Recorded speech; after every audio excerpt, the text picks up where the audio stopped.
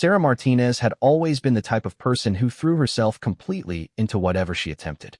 Growing up in a small town in Arizona, she was the girl who stayed after school to practice basketball shots until the janitor had to kick her out.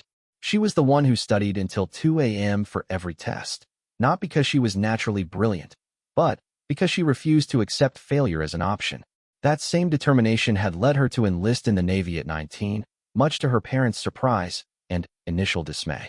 Her father, a mechanic who had spent 30 years working on cars in the same garage, had hoped she would stay close to home, maybe work at the local bank or become a teacher like her mother had always suggested. But Sarah had bigger dreams. She wanted to serve her country, to push herself beyond what anyone thought possible, and to prove that a girl from nowhere could make something of herself in the military. The first few months of basic training had been challenging, but manageable. Sarah had expected the physical demands, the early morning wake-up calls, and the constant pressure from drill instructors. What she hadn't anticipated was how different specialized training would be. When she received orders to report to a special operations preparation course, she felt a mixture of excitement and terror. This wasn't just regular Navy training. This was preparation for the most elite units in the military. The training facility was unlike anything she had ever seen. Located on a sprawling base in Virginia, the compound was a maze of obstacle courses, shooting ranges, and training buildings that looked more like something from a movie than real life. The other recruits were intimidating in their obvious physical conditioning and quiet confidence. Sarah quickly realized that she was one of only 3 women in a group of 47 candidates, and the look she received from some of the male recruits made it clear that not everyone was thrilled about her presence. Commander James Hawk Harrison was a legend even before Sarah met him. At 42, he had served in multiple combat deployments and had been part of operations that were still classified. His reputation for being fair but absolutely unforgiving in training was well known throughout the special operations community. When he walked into the briefing room on their first day, the entire group fell silent. He was not a large man, but he carried himself with the kind of quiet authority that made everyone pay attention. You are here because someone believes you have what it takes to join the most elite fighting force in the world, Commander Harrison began, his voice steady and clear. I am here to prove them wrong. Over the next 12 weeks, we will push you beyond every limit you thought you had. Most of you will fail. Some of you will quit. A very few of you might actually make it through. My job is not to make this easy. My job is to ensure that only the absolute best earn the right to wear this uniform in combat. The first week was a wake-up call that shattered any illusions Sarah might have had about her preparedness. The physical training was relentless. They were awakened at 4 a.m. every day for a 5-mile run, followed by calisthenics that left her muscles screaming. But it was the technical training that really exposed her weaknesses. Weapons handling, which she thought she had mastered in basic training, proved to be completely different at this level. The precision required was beyond anything she had experienced. During her first live-fire exercise, Sarah's hands shook so badly that she could barely hit the target. The other recruits around her were placing shot after shot in the center ring while she struggled to even hit the paper. She could feel the frustration building inside her, not just at her performance, but at the way some of the other candidates looked at her with barely concealed contempt. One particularly arrogant recruit named Davidson made it clear that he thought women had no place in special operations. Maybe you should have stayed in the regular Navy, Davidson muttered just loud enough for her to hear as they cleaned their weapons after the disastrous shooting session. This isn't a game, and people are going to get killed if you can't keep up. Sarah wanted to respond, wanted to defend herself, but the truth was that his words stung because they reflected her own fears. She was failing, and everyone could see it. That night, lying in her narrow bunk, she seriously considered quitting for the first time. The thought of going home, of facing her family and friends who had believed in her, was almost unbearable. But the thought of giving up felt even worse. The next morning brought underwater training, something Sarah had been dreading since reading about it in the course outline. The pool was deeper than anything she had ever swum in, and the exercises required them to swim underwater for distances that seemed impossible. The first drill was simple in concept, but terrifying in practice. Swim to the bottom of the 12-foot deep pool, retrieve a weight, and swim back to the surface. It should have taken less than a minute for someone in good physical condition. Sarah made it halfway to the bottom before panic set in. The water pressure made her ears ache, and suddenly, she couldn't remember which way was up. She thrashed toward what she hoped was the surface, gasping and choking as she broke through. Around her, other recruits were completing the drill with what looked like ease, emerging from the water calm and controlled while she hung onto the pool edge, trying to catch her breath and fighting back tears of frustration and embarrassment. Commander Harrison appeared at the edge of the pool, crouching down so he was at eye level with her. His expression was unreadable, but his voice was quiet enough that only she could hear him. "Martinez, you need to tell me right now if you want to be here," he said. "Because if you do, you need to stop trying to swim like you're drowning and start swimming like you're a Navy SEAL. The water is not your enemy. Fear is your enemy. Which one are you going to let win?" For the rest of that day, Sarah failed every single drill. During combat conditioning, she couldn't complete the required number of pull-ups. In tactical movement training, she was too slow and too loud. During the navigation exercise, she got lost twice and had to be retrieved by instructors. By evening, she was exhausted, discouraged, and seriously questioning every decision that had led her to this point. The other recruits were beginning to avoid her, not wanting to be associated with someone who was clearly struggling. She ate dinner alone, went through equipment maintenance alone, and fell asleep alone with the sound of whispered conversations from the other bunks. The isolation was almost worse than the physical challenges. But something happened the next morning that changed everything.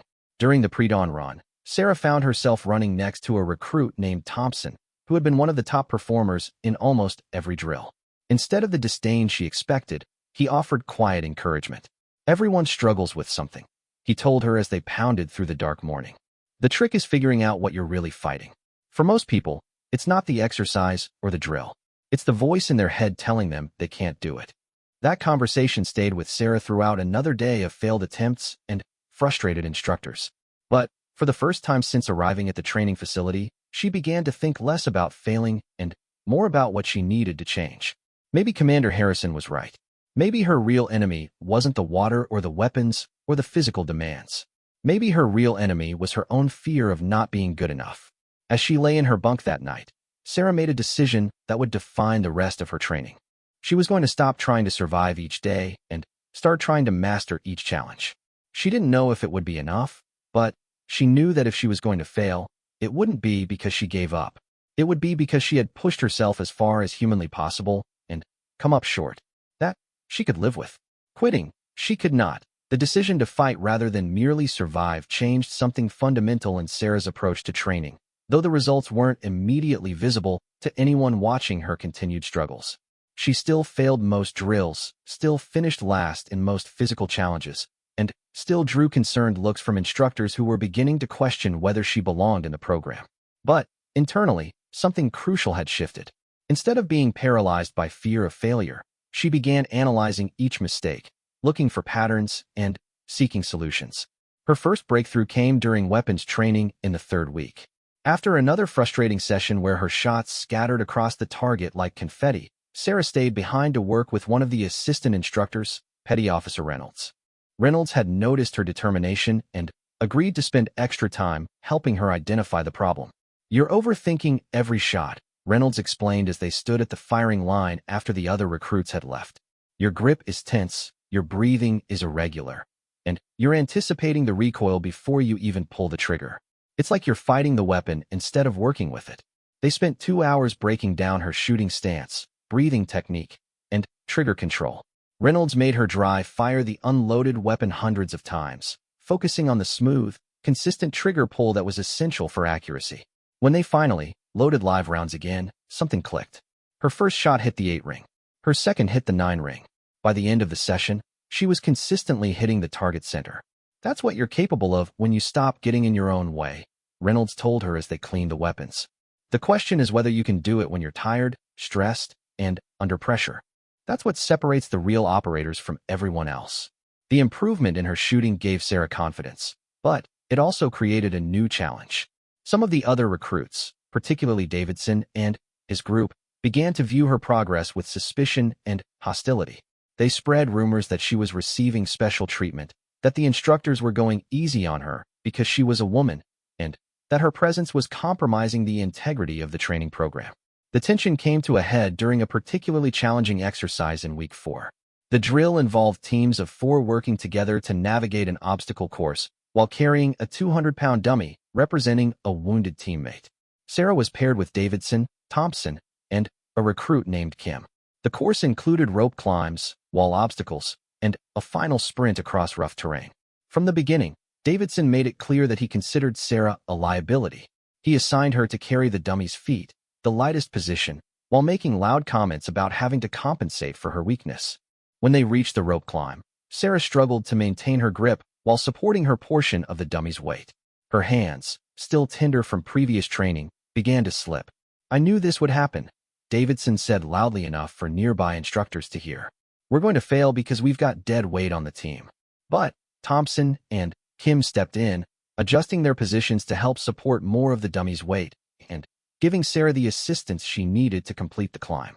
They finished the course in the required time, but Davidson's public criticism had attracted the attention of Commander Harrison, who called the entire group together for an impromptu discussion.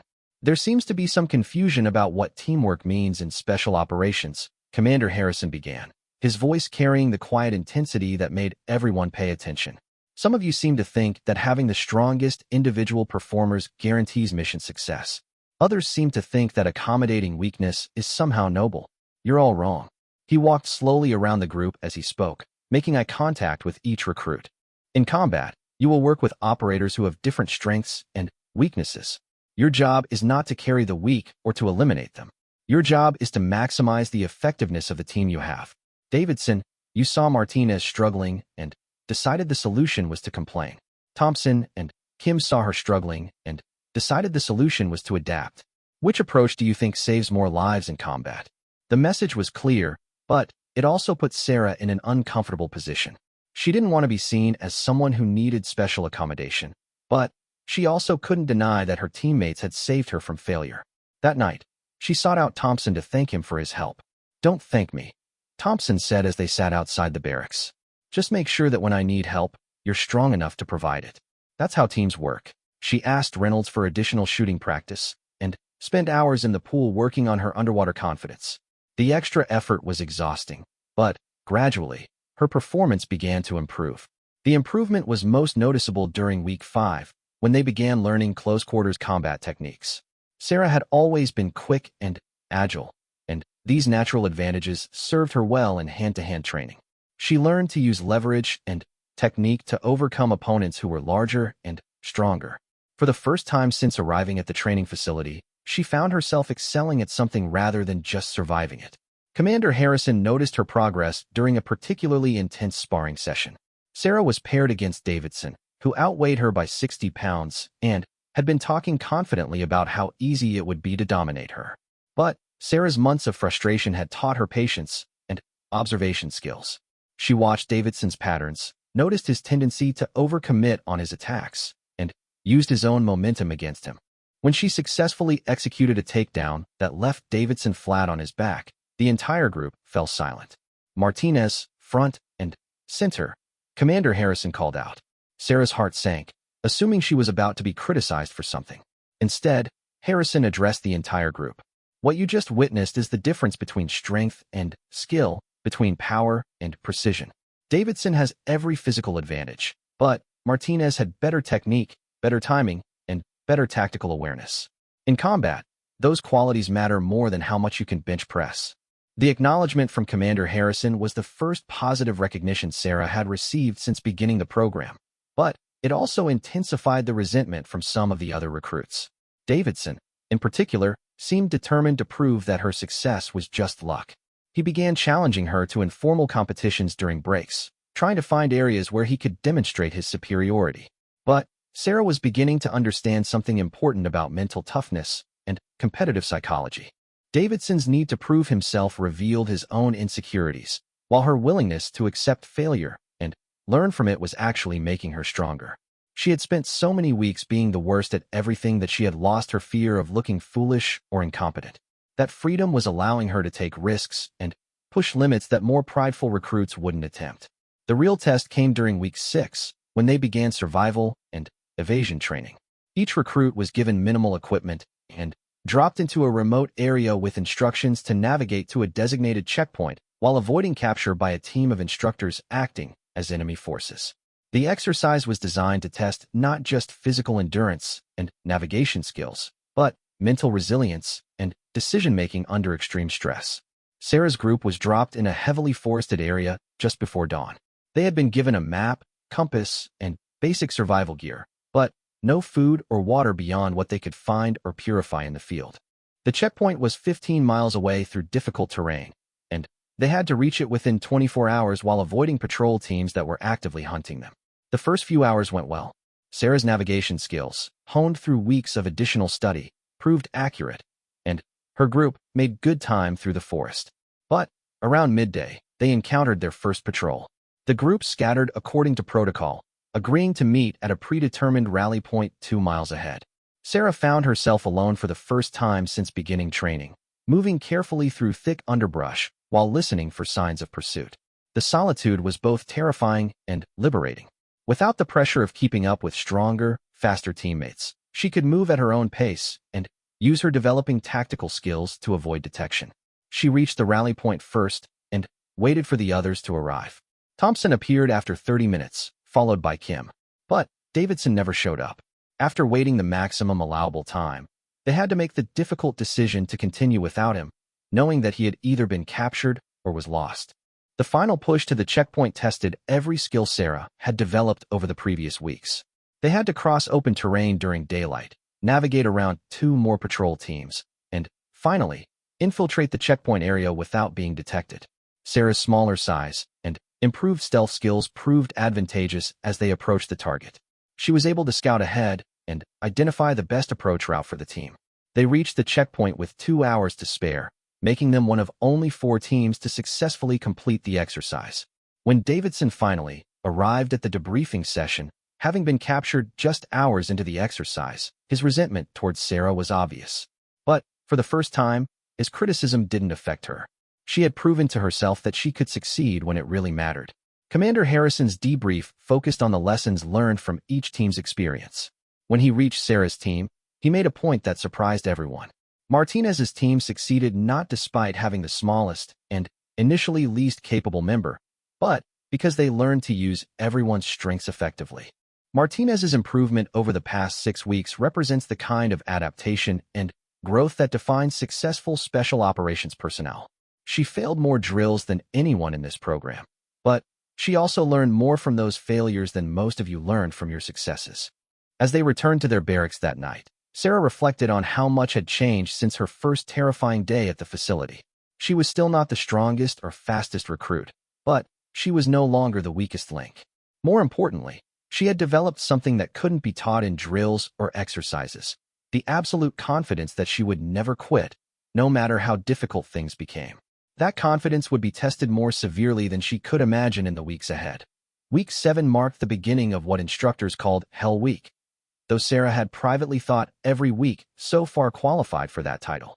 This phase was designed to push recruits beyond their physical and mental breaking points, testing their ability to function effectively under extreme stress and sleep deprivation. The exercises would run continuously for 5 days with minimal rest, and, historically, this was where the majority of candidates either quit or were eliminated. The week began at midnight on Sunday with an exercise called surf torture.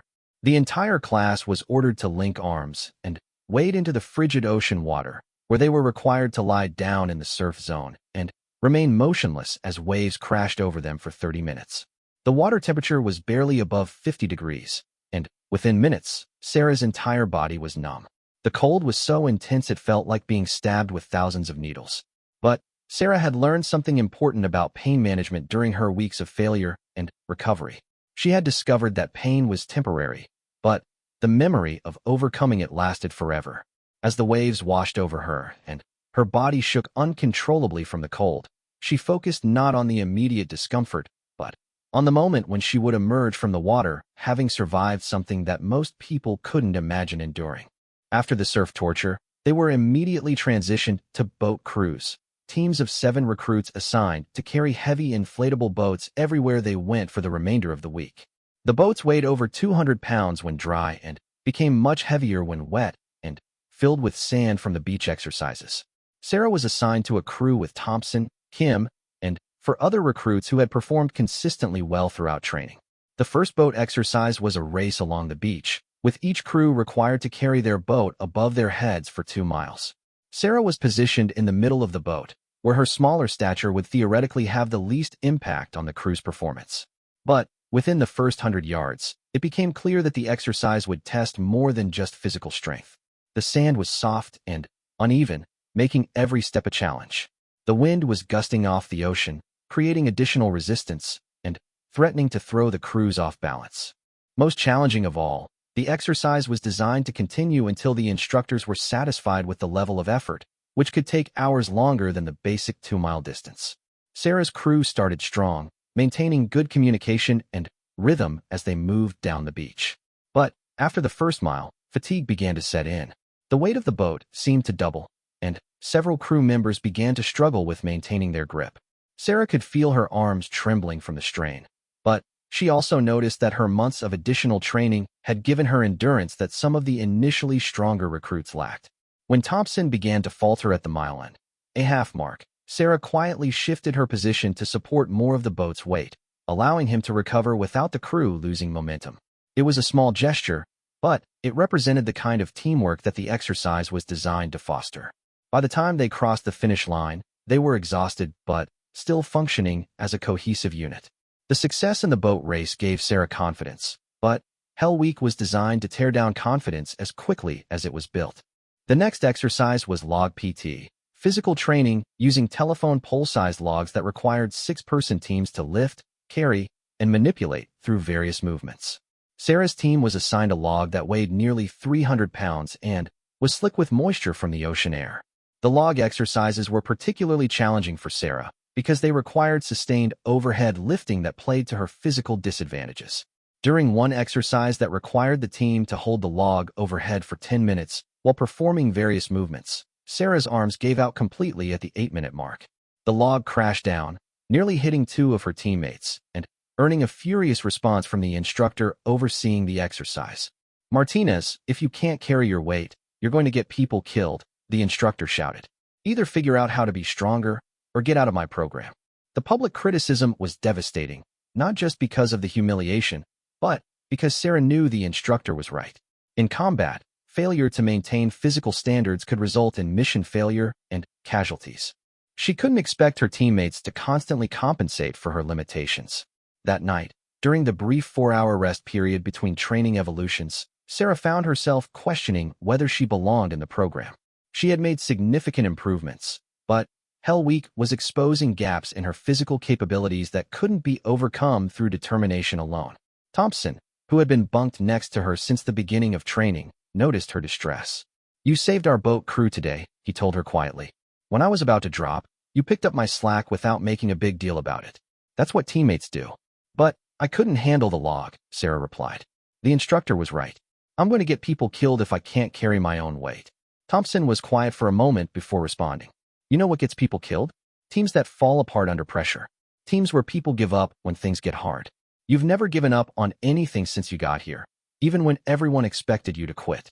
That matters more than how much you can lift over your head." The conversation helped, but Sarah knew that encouragement alone wouldn't be enough to get her through the remaining days of Hell Week.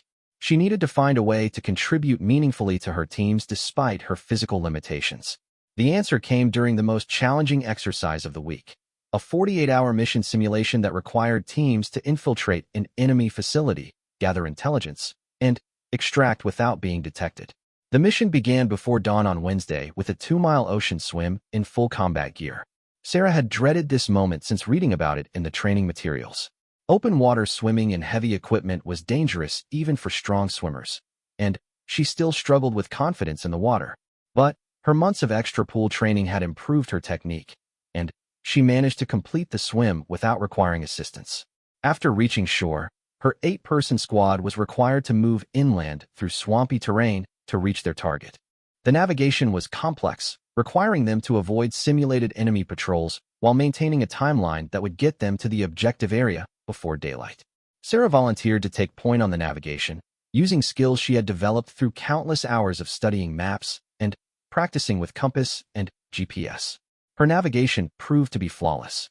She guided the squad through nearly 10 miles of difficult terrain, avoiding 3 separate patrol teams, and arriving at their hide site with time to spare.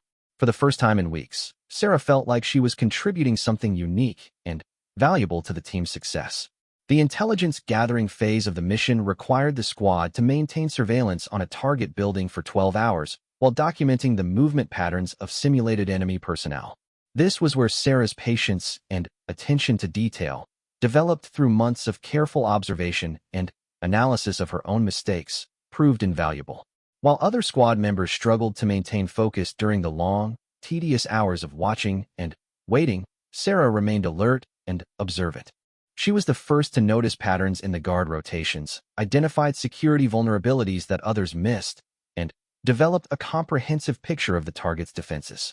Her observations became the foundation for the squad's infiltration plan. The actual infiltration took place during the second night of the exercise. The plan required two teams, a diversionary element that would create noise and activity on one side of the facility, and an infiltration element that would enter the building and retrieve the required intelligence. Sarah was assigned to the infiltration team, a decision that surprised many of the other squad members who expected her to be relegated to a support role. Commander Harrison had been observing the exercise from a distance, and later revealed that he had specifically requested Sarah's inclusion in the infiltration team. He wanted to see how she would perform in a role that emphasized stealth, precision, and mental toughness rather than pure physical strength. The infiltration required the team to crawl nearly 200 yards across open ground, bypass electronic security systems, and search the target building without triggering alarms or alerting the guards. Sarah's smaller size allowed her to navigate through spaces that would have been impossible for larger team members, and her careful, methodical approach to problem-solving proved perfect for dealing with the security challenges. She was the one who figured out the pattern for the electronic sensor system, allowing the team to move through the building undetected. She located the intelligence materials in a locked filing cabinet and successfully picked the lock using techniques learned during specialized training. Most importantly, she remained calm and focused throughout the high-stress operation, making crucial decisions that ensured the mission's success. When the exercise concluded after 48 hours of continuous operations, Sarah's squad was one of only 2 teams that successfully completed all objectives without being detected or compromised. During the debrief, Commander Harrison made specific note of her contributions to the mission's success. Martinez demonstrated that special operations effectiveness isn't just about physical capabilities, he told the assembled candidates. Her navigation, surveillance skills, and performance during the infiltration were exemplary. She found ways to use her strengths to benefit the team, rather than focusing on her limitations. The recognition felt different from previous acknowledgments because it was based on genuine contribution rather than improvement or effort. Sarah had proven that she could not only keep up with the top performers, but could provide unique value that enhanced the team's capabilities. The confidence boost was exactly what she needed for the final challenges of Hell Week. But the most important moment came privately, after the formal debrief had ended. Commander Harrison approached Sarah as she was cleaning her equipment and asked her to walk with him. They strolled in silence for several minutes before he spoke. "I've been watching you since day one," he said. "You've failed more drills than any candidate I've ever seen make it to Hell Week. You've also shown more improvement and demonstrated more heart than most candidates show in their entire careers. I want you to understand something important. You're not here because we're lowering standards or making accommodations. You're here because you've earned it." He paused and looked directly at her. "Tomorrow begins the final phase of training. It's going to test everything you've learned and push you harder than anything you've experienced so far. Some very good candidates won't make it through. But I believe you will, because you've already proven that failure isn't your enemy. Fear of failure is. And you conquered that weeks ago." As Sarah returned to her barracks that night, she realized that something fundamental had changed in how she viewed herself and her place in the program.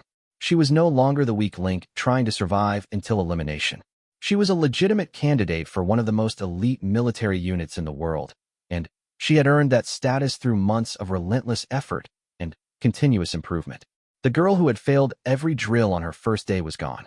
In her place was someone ready to face whatever challenges remained. The final phase of training began with an announcement that would change everything Sarah thought she knew about the program. As the remaining 23 candidates assembled for their morning briefing, Commander Harrison appeared with a serious expression that immediately put everyone on edge. Over the past weeks, they had grown accustomed to reading his moods, and this was clearly not going to be routine training news. "Ladies and gentlemen, I have just received orders that will significantly alter your training timeline," Commander Harrison began. Due to an urgent operational requirement, this class will be compressed from the planned 12 weeks to 10 weeks. Your final evaluation, which was scheduled for week 12, will now take place beginning Monday of week 10. The room fell silent as the implications sank in. They were losing 2 weeks of preparation time for the most important test of their military careers. The final evaluation would determine not just whether they graduated from the program, but their assignments and specializations within the special operations community. Sarah felt her stomach drop as she calculated how much material they still needed to cover. "I know this isn't what you planned for," Commander Harrison continued. "But operational requirements don't wait for convenient timing. In combat, you will frequently face situations where circumstances change rapidly, and you must adapt without adequate preparation time. Consider this your first real test of that principle." Over the next few days, the training pace intensified beyond anything they had experienced, even during Hell Week. Classes that had been scheduled for full days were compressed into half-day sessions. Skills that normally required weeks to master were taught in intensive crash courses. Physical training continued at the same brutal pace, but now it was combined with accelerated academic instruction that left everyone mentally exhausted. Sarah found herself struggling with the new pace, not because of physical limitations, but because of the sheer volume of information they were required to absorb and demonstrate proficiency in. Advanced tactical planning, foreign language basics, cultural awareness training, and specialized technical skills were all compressed into an impossible timeline. For someone who had always needed extra time to master new concepts, the acceleration was overwhelming. The pressure affected different candidates in different ways. Some, like Thompson and Kim, seemed to thrive under the intensity, becoming more focused and efficient as the demands increased. Others began to crack under the strain. Davidson, who had maintained his hostility towards Sarah throughout training, became increasingly erratic and aggressive as his own performance began to suffer under the compressed timeline. The breaking point came during an advanced shooting exercise that combined marksmanship with tactical decision-making under extreme time pressure.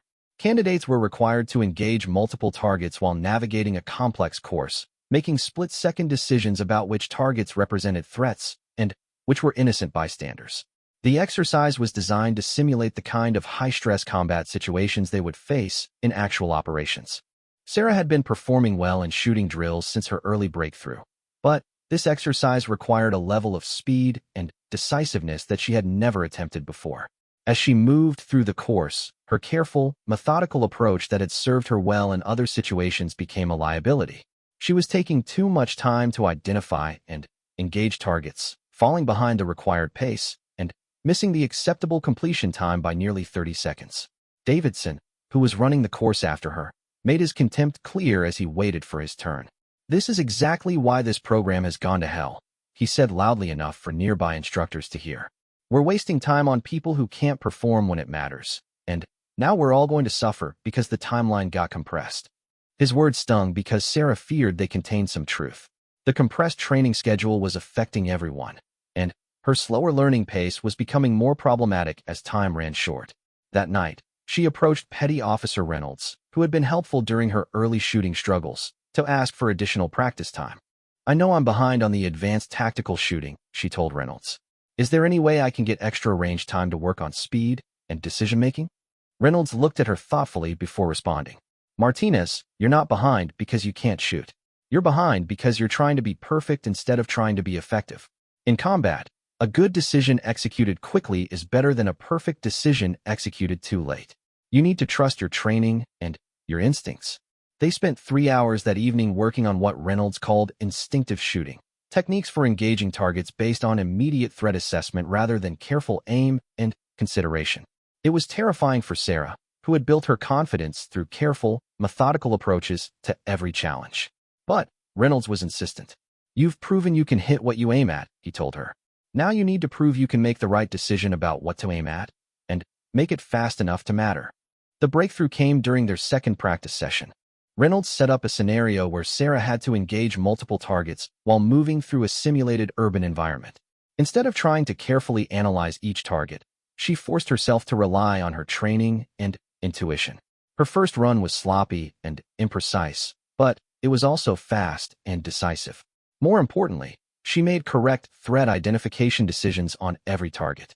"That's it," Reynolds said with obvious satisfaction. That's what combat shooting looks like. Not perfect, but effective and fast enough to keep you and your teammates alive. The improved shooting skills came just in time for the mid-week evaluation that would determine who continued to the final assessment. The test combined physical performance, technical skills, and tactical decision-making in a comprehensive exercise that simulated a real special operations mission. Teams of 4 candidates were given a complex scenario involving hostage rescue, intelligence gathering, and exfiltration under combat conditions. Sarah was paired with Thompson, Kim, and another strong performer named Rodriguez. Their mission required them to infiltrate a mock enemy compound, locate and rescue a hostage, gather intelligence materials, and extract to a designated pickup point. The exercise would be evaluated on speed, accuracy, tactical soundness, and teamwork. The infiltration phase went smoothly, with Sarah's navigation and stealth skills helping the team reach their objective without detection. But the rescue portion of the mission presented unexpected complications. The hostage scenario included a twist.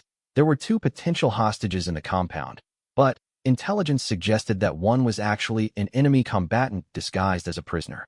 The team had less than 5 minutes to identify the real hostage, secure the intelligence materials, and begin their extraction before simulated enemy reinforcements arrived.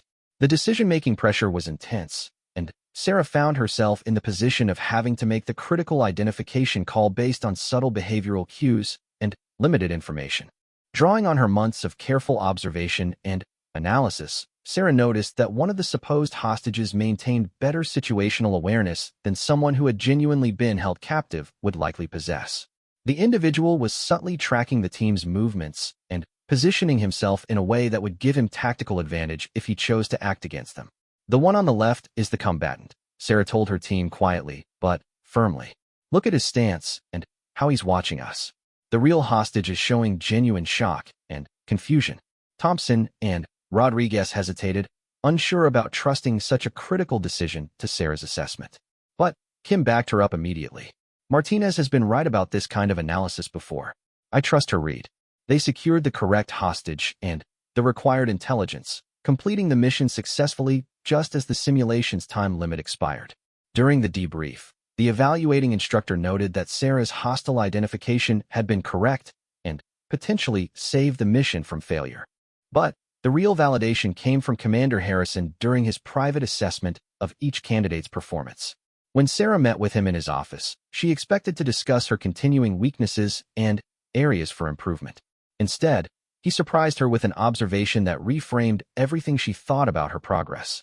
Martinez, when you started this program, you were probably the least prepared candidate I've ever accepted into advanced training, he began.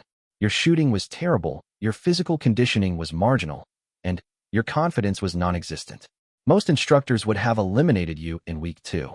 Sarah's heart sank, thinking this was leading to bad news about her evaluation results. But, Commander Harrison continued, you've also shown the most dramatic improvement I've ever witnessed. More importantly, you've developed judgment, analytical skills, and decision-making abilities that can't be taught through drills and exercises. Today's mission succeeded because you correctly identified a threat that fooled more experienced candidates. That's the kind of tactical intelligence that saves lives in combat. He leaned forward in his chair, his expression becoming more serious. I'm going to tell you something that I don't want repeated to the other candidates. Your final evaluation next week won't just determine whether you graduate. It will determine what kind of assignment you receive if you do graduate. Based on your performance to date, I'm recommending you for specialized intelligence and reconnaissance training. Sarah was stunned. She had been focused simply on surviving the program and hopefully graduating. The possibility of being selected for specialized training had never occurred to her. Sir, I'm not sure I understand, she said. My physical performance is still below average compared to most of the other candidates. Physical performance matters, but it's not the only thing that matters, Commander Harrison replied. Special operations requires different types of specialists. We need operators who can kick down doors and assault objectives. But we also need operators who can gather intelligence, make complex tactical assessments, and operate effectively in situations that require subtlety rather than force. He stood up and walked to the window overlooking the training compound. Your strengths, patience, analytical thinking, attention to detail, and absolute determination make you ideal for intelligence operations. Your weaknesses in physical performance are manageable limitations, not disqualifying flaws. As Sarah left Commander Harrison's office, she felt a combination of excitement and terror. She was closer than ever to achieving something she had never thought possible, but she also knew that the final evaluation would test every skill and capability she had developed over the past months. The girl who had failed every drill on day one was about to face the ultimate test of whether she belonged among the military's elite operators. The final week of training would determine not just her future, but her identity as a person and as a military professional. Everything she had learned, every failure she had overcome, and every skill she had developed would be put to the test in an evaluation that would push her beyond every limit she had discovered about herself. The final evaluation began on a cold Monday morning with an announcement that would test everything the candidates had learned about adaptation and mental resilience. As the remaining 18 candidates assembled in the briefing room, they were met not by Commander Harrison, but by a Navy SEAL captain they had never seen before.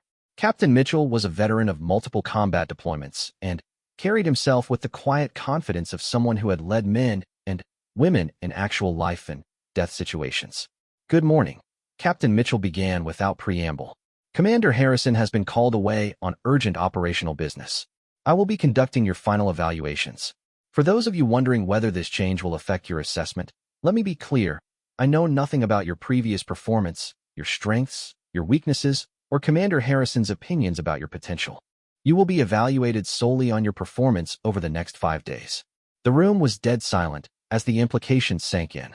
Everything they had worked for, all the progress Sarah had made, all the relationships built with instructors, none of it mattered now. They were starting fresh with an evaluator who would judge them only on what he observed directly. Sarah felt a familiar knot of anxiety form in her stomach, but this time it was accompanied by something else: determination.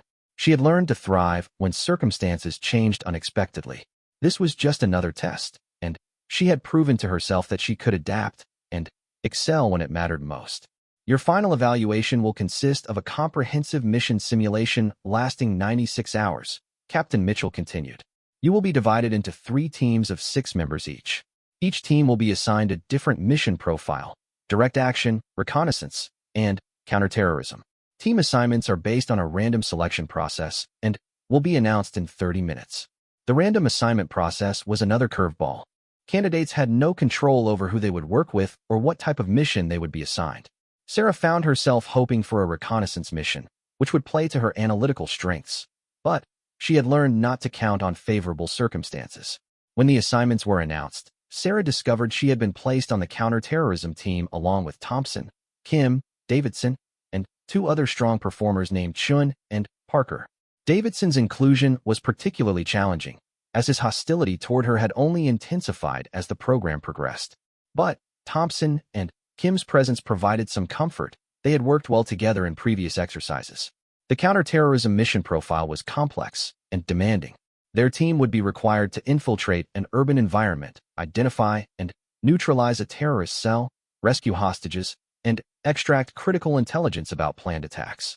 The scenario was designed to test every skill they had learned: marksmanship, tactical planning, decision-making under pressure, teamwork, and the ability to operate in high-stress environments with civilian populations. Captain Mitchell's briefing was thorough but intimidating. This exercise will be conducted using advanced simulation technology that replicates real combat conditions. The stress you experience, the decisions you make, and the consequences of your actions will mirror actual special operations missions. Failure will result in simulated casualties, including team members and innocent civilians. They were given 12 hours to plan their mission, including target analysis, route planning, equipment selection, and tactical preparation. Sarah found herself in an uncomfortable position as the team began their planning session. Davidson immediately assumed leadership of the group, despite having no formal authority to do so, and began assigning roles based on his assessment of each member's capabilities. "Martinez, you'll be our backup navigator and communications specialist," Davidson announced. "You stay in the rear and handle logistics while the Real operators conduct the actual mission." Thompson immediately objected. Martinez has proven herself in navigation and tactical assessment. She should be involved in the primary operations, not relegated to support roles. "This isn't training anymore," Davidson replied sharply. "This is the real evaluation, and I'm not going to let political correctness compromise our mission success. She's weak, she's slow, and she's going to get us all failed if we give her critical responsibilities. The confrontation might have escalated, but Sarah stepped in with a quiet but firm response that surprised everyone, including herself. Davidson, you're right that this isn't training anymore, which means we need to use every resource and capability we have to succeed. I've spent months learning to work around my limitations and maximize my strengths. You've spent months focused on my limitations instead of figuring out how to use my capabilities effectively. Which approach do you think serves the team better? Her response was calm, but direct, and it had the effect of refocusing the group on mission planning rather than personality conflicts. Kim supported Sarah's position by pointing out her successful performance in recent exercises, and even Chun, who had rarely interacted with her, acknowledged her analytical skills. The team spent the next 10 hours developing a comprehensive plan that utilized everyone's strengths effectively. Sarah was assigned to the intelligence and surveillance element, responsible for gathering information about the target location and identifying threats and opportunities. It was exactly the kind of role she had hoped for, one that emphasized her observational skills and tactical judgment.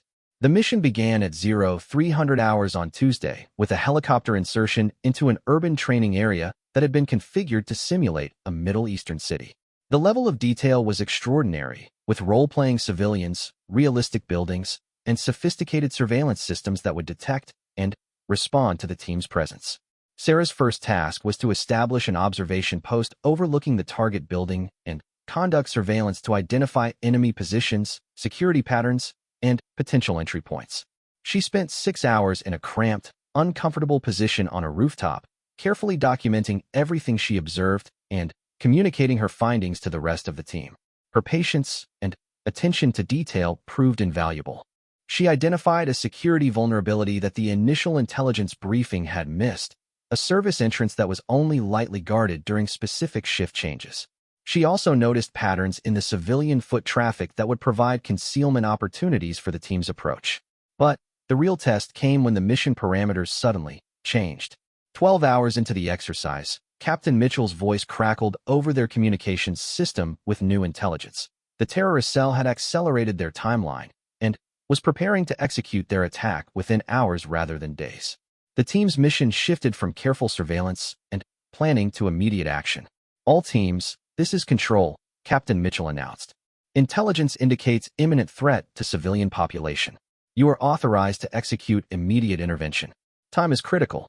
The sudden change eliminated most of their carefully developed plan and forced them to adapt on the fly. Davidson, who had been confident in his leadership during the planning phase, seemed to freeze under the pressure of making rapid decisions with incomplete information. For several critical minutes, he hesitated while trying to modify their original approach. Sarah found herself in the position of having to make tactical recommendations based on her surveillance observations.